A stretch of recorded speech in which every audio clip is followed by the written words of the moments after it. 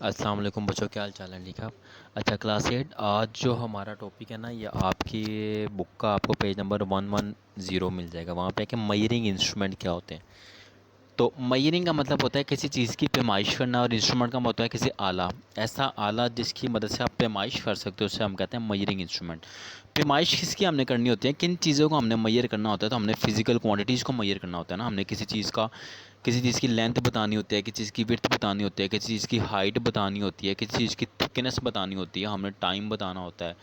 ठीक है, कितने सेकंड है, कितने मीटर्स है, मतलब हमने किसी न किसी फिजिकल क्वांटिटी को ही मैयर करना होता है ना। तो किसी भी फिजिकल क्वांटिटी को आप अंदाजे से नहीं मैयर कर सकते। मतलब मैं आपको एक रोड पे ले जाऊँ, मैं बताऊँ, मैं आपसे कहूँ जी मुझे बताओ ये रोड कितने मीटर्स की है, तो आप रोड के ऊपर उंगली रखे को जी ये 10 किलोमीटर की है, ऐसे तो पॉसिबल ही नहीं है। या आपको मैं कहूँ अच्छा जी टाइम क्या हुआ है, तो आप आंखें बंद करके को जी 10 बज गए हैं, ऐसा भी पॉसिबल नहीं है। ठीक है। तो फिज़िकल क्वांटिटीज़ को मैयर करने के लिए आपके पास कोई ना कोई इंस्ट्रूमेंट होना चाहिए। ठीक है ना। उन इंस्ट्रूमेंट को हम कहते हैं मैयरिंग इंस्ट्रूमेंट्स। ठीक है। जिसमें हमारे पास मीटर रूल आ जाता है, जिसको आप आम जुबान में फुटा बोलते हो, फुट बोलते हो। ठीक है ना। स्केल बोलते हो। या हमारे पास इलेक्ट्रॉनिक बैलेंस आ जाता है, जिस तरह आजकल दुकानों पे आपने देखा होगा, वो चीज़ों को तोलने के लिए उन्होंने इलेक्ट्रॉनिक रखे होते हैं। पहले तो होता ना पत्थर रख के, या वो जो लोहे के वेट बैलेंस है वो रख के उनको चेक करते थे। अब वो डिजिटल आ गया, उसके ऊपर आपको सारा कुछ नज़र आ जाता है। स्टॉप वॉच है आपके पास, आपकी घड़ियों में भी होगी स्टॉप वॉच। मोबाइल फ़ोन में होती है कि आप टाइम रोक के चला के उसको मैयर कर सकते हो। ठीक है। तो ये चीज़ें क्या हैं, आप फिजिकल क्वांटिटीज़ को मैयर कर रहे हो। तो ऐसे इंस्ट्रूमेंट जिनसे हम फिजिकल क्वांटिटीज़ को मैयर कहते हैं, हम क्या कहते हैं, मैयरिंग इंस्ट्रूमेंट कहते हैं। ठीक है। और ये बड़े इंपॉर्टेंट होते हैं, इससे आपको एक्यूरेट वैल्यूज़ मिल जाती हैं, आपको प्रिसाइज मैयरमेंट, एग्जैक्ट मैयरमेंट्स मिल जाती हैं। आपको कोई शक नहीं रहता कि जी अच्छा कम ज़्यादा हो सकती है। तो नंबर वन जो हम डिस्कस करने जा रहे हैं आज, वो है हमारे पास मीटर रूल, वही जिसे आप आम जुबान में स्केल बोलते हो। ठीक है ना। तो ये हमारे पास नंबर वन वाला है क्या, कि जो मीटर रूल है ना, बेसिकली हम यूज़ करते हैं दो पॉइंट्स के दरमियान डिस्टेंस को फाइंड करने के लिए। A laboratory instrument use to measure a distance between two points और length of an object is called meter. तो मीटर रूल से आप लेंथ ही फाइंड करते हो ना, कि इतनी लेंथ है या इतनी लेंथ है या इतनी लेंथ है। वैसे तो हम लोग इसको हाशिए लगाने के लिए, मार्जिन लगाने के लिए यूज़ करते हैं, वो तो हमने खुद से बना लिया हुआ है। मेन इसको हम यूज़ करते हैं, अब अपनी मैथ्स में भी पढ़ोगे ना, जब आप जियोमेट्री पढ़ोगे तो आप क्या करते हो कि कोई लाइन ड्रॉ करते हो, कोई चीज़ ड्रॉ करते हो, तो आप ये चेक करते हो कि जी कितने मीटर्स की मैंने लाइन लगाई है, कितने सेंटीमीटर्स या मिलीमीटर्स की मैंने लाइन लगाई है। तो उसको लगाने के लिए हम मीटर रूल यूज़ कर रहे होते हैं। ठीक है ना। अब कह रहा है metre rule is 1 metre long and divided into 100 equal parts. जो आपका मीटर रूल, आपके घर में कोई मीटर रूल पड़ा होगा, या कोई स्केल पड़ा होता है, काइंडली इसको पकड़ लो अपने हाथ में, मैं आपको समझा देता हूँ। कि जो आपका मीटर रूल होता है ना, नॉर्मली जो इसकी लेंथ होती है ना, वो क्या होती है, 1 मीटर का होता है। ठीक है ना। 1 मीटर की इसकी लेंथ होती है।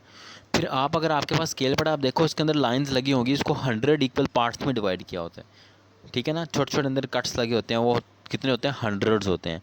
And each part is equal to 1 centimetre. समझ आई कि आपने मीटर रूल लिया, मैं आपको सिंपल समझा रहा हूँ कि आपने एक मीटर रूल लिया, सिंपल कोई भी ले लिया, उसके ऊपर आपने 100 लाइन्स छोटे छोटे डिस्टेंस के बाद ड्रॉ कर दी। एक लाइन, दो लाइन, तीन लाइन, आपने 100 लाइन्स ड्रॉ कर दी। वो जो 100 आपने ड्रॉ की है ना, उनमें से कोई दो लाइंस मैं आपको कहता हूँ ले लो।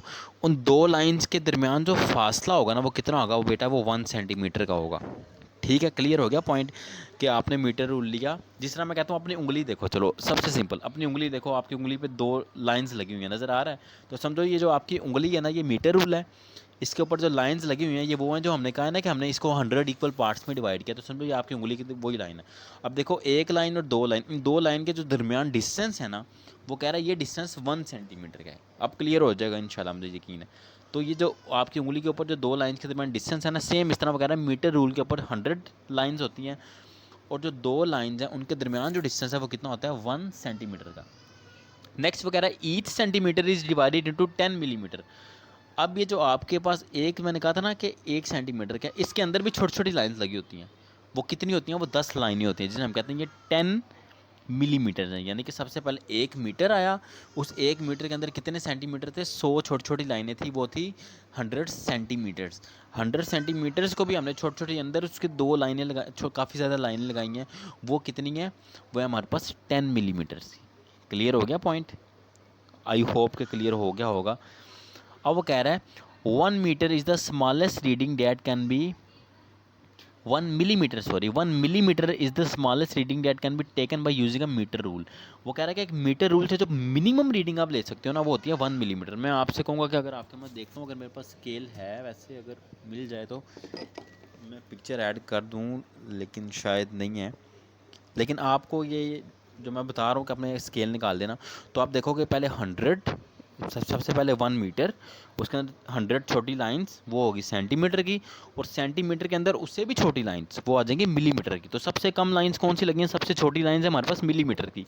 इसका मतलब है कि हम अपने मीटर रूल से जो सबसे छोटी रीडिंग ले सकते हैं वो मिलीमीटर है, उससे उससे कम नहीं हम जा सकते। कितने मिलीमीटर है? 1 मिलीमीटर तक, ठीक है ना।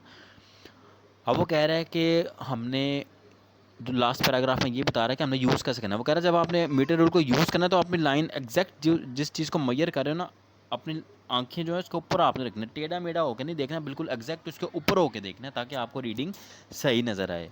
ये नहीं कि रूल रख के थोड़ा सा इधर को देख रहे थोड़ा सा उधर को देख रहे। तो आपको पता है नॉर्मल लाइफ में भी कोई रीडिंग लेनी हो तो आपको एग्जैक्टली परफेक्टली इसको देखना चाहिए, ना कि इधर उधर होकर इसको देखना चाहिए। ऐसे कोई आपके पास कंफर्म रीडिंग नहीं आ रही होती है, ठीक है। अच्छा जी, उसके बाद वो कह रहा है दूसरी चीज़ हमारे पास आती है मयरिंग टेप। ये क्या है? आपने अक्सर देखा होगा कारपेंटर्स को, आपने अक्सर देखा होगा जो लोग घर बना रहे होते हैं उनको, उनके पास एक ना छोटी सी जो पिक्चर नज़र आ रही है आपको, इसको मैं जूम भी कर देता हूँ, ये देखो ये नज़र आ रहा है। अक्सर उनके हाथ में ये टेप पड़ी होती है, वो इसके ज़रिए फिर लेंथ मैयर कर रहे होते हैं, लंबाइयाँ चेक कर रहे होते हैं कि ज़्यादा है कम है ये वो। इसे मयरिंग टेप कहते हैं। Measuring tapes are use to measure length in metres and use by blacksmith and carpenters. ये जो आपके लोहार होते हैं ना, इन्होंने भी मयरमेंट्स करनी होती हैं, ये कर रहे होते हैं। या फिर आपके कारपेंटर्स, ज़्यादातर कारपेंटर्स, मोस्टली आप देखोगे कारपेंटर्स के पास, या जो आपके मजदूर तबका है उनके पास आपको मिलेगी।